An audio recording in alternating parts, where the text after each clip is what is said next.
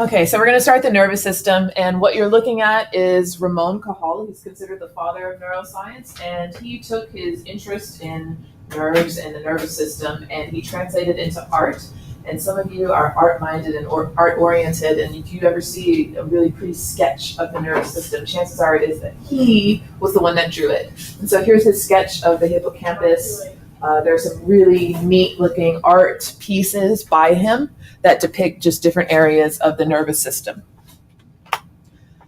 As we begin this study of the nervous system, we need to just have a basic understanding of how it works. That's going to take you so far, and just keeping this process in mind.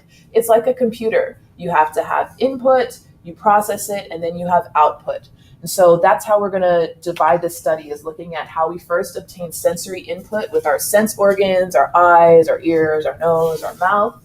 And then we're going to process that information. We call that integration. And that's with our brain and our spinal cord as the situation dictates. And then how you respond accordingly. And so we've already started looking at the response aspect of this with how your muscles move. Skeletal muscles under voluntary control or involuntary control?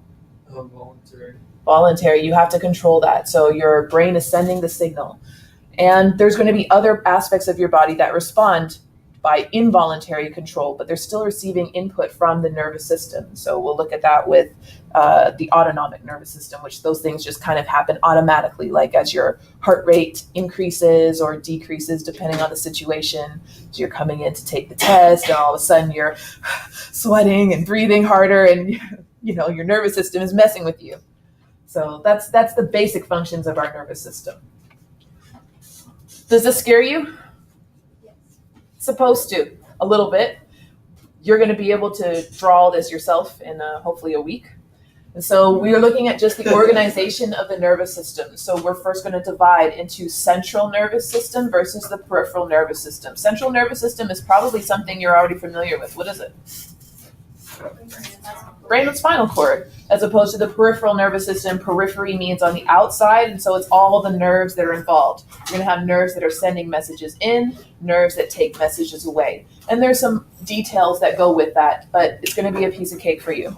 I want you to always be coming back to this initial depiction and putting everything into place here. This is the big picture, and we'll be looking at the details that go with that.